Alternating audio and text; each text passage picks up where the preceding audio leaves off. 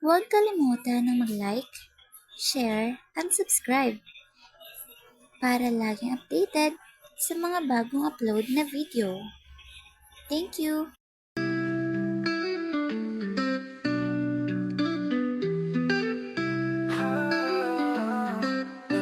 Halina kayo dito makinig na sa drama na ito. Saan pa ba kundi sa Tagalog blind drama. Dito ay lagi saya, kababalaghan, aksyon at marami pang iba exciting. Ang mga drama dito nakakaakit sa puso. Saan pa ba kundi sa GC na ating dahil saya.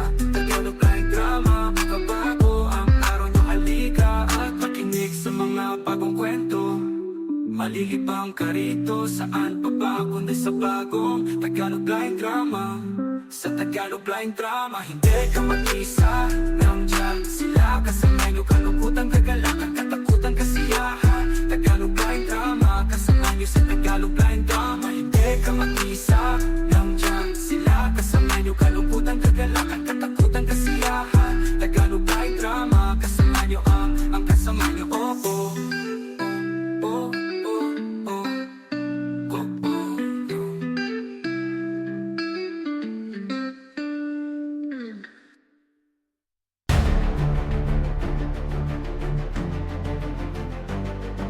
At ngayon, narito na ang simula ng ating kwento na puno ng aksyon, kapabalagan at pagmamahal na pinamagatang Tirador, ang mga nawawalang kapatid ni Boboy.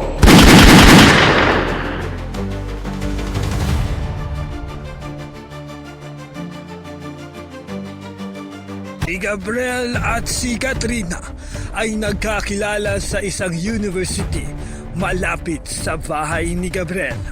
Doon sila unang nagkakilalang dalawa.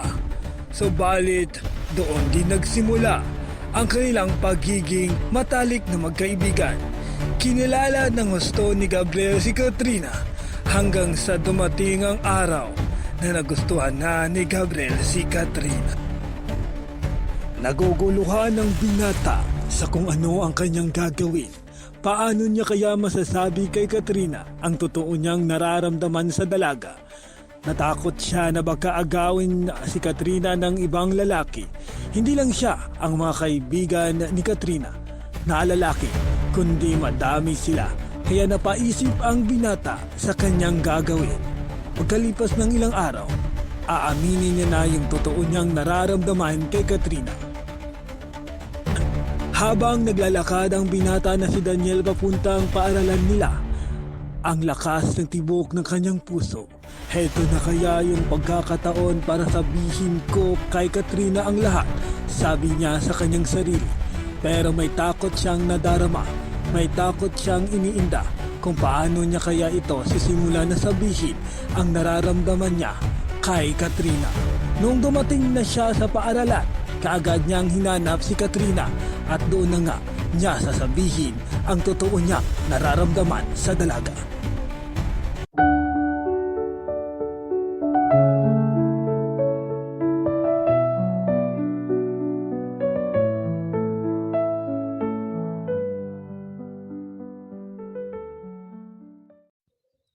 Katrina, may gusto sana akong sabihin sa iyo kung pwede lang sana. Oh, ano yun, Gabriel? Di sabihin ka? Ano yun? Sabihin mo na. Baka magalit ka kapag malaman mo to, Katrina. Baka iwasan mo ako. At baka hindi mo na ako kakausapin pa. Ano ka ba, Gabriel? Sabihin mo na. Sige na. Ano ba yon? Promise. Hindi ako magagalit. Sige na nga. Sasabihin ko na sa'yo. Kahit na pinakabahan pa rin ako, wala na rin akong magagawa. Kasi nandito na to Yung totoo, matagal na rin kitang naging kaibigan at kakilala. Siguro, ito na rin yung pagkakataon na masabi ko sa iyo yung totoo na, Katrina, gusto na kita, tagal na.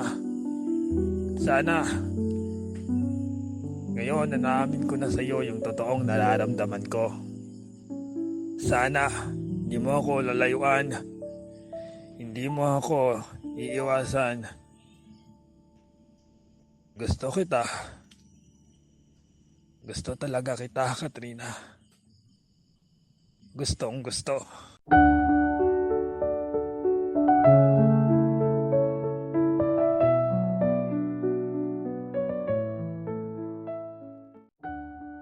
Hala, talaga ba?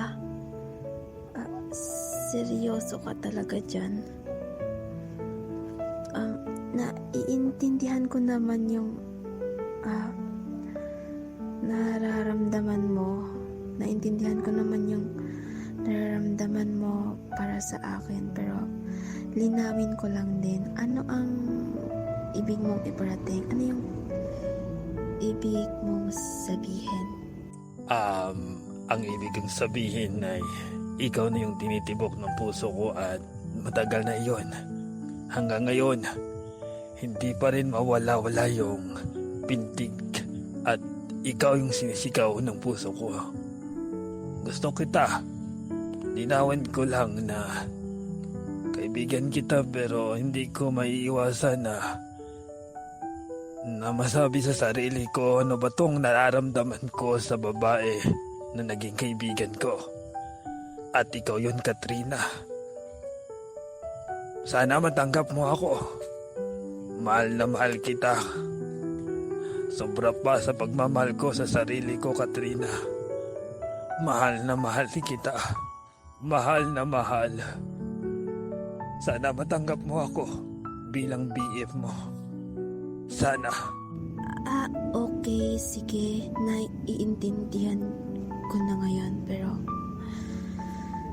kasi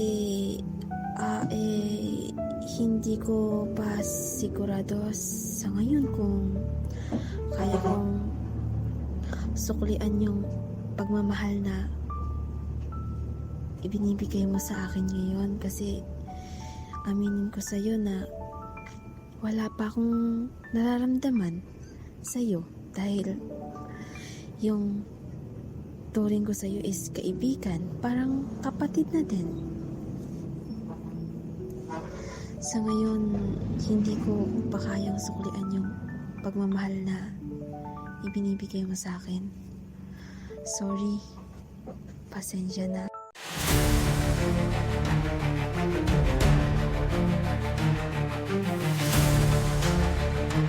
Sa mga sulit daming tagapakinig, aabangan ninyo ang susunod na ito ng aming drama na puno ng aksyon, kababalagan at pagmamahal na pinamagatang Tirado, ang mga nawawalang kapatid ni Boboy. isinulat ni Lito Palermo. Recording Tech, Rian Glory. Audio Editor, Michael Camacho Roses. Mula sa produksyon ng Tagalog Line Drama Center.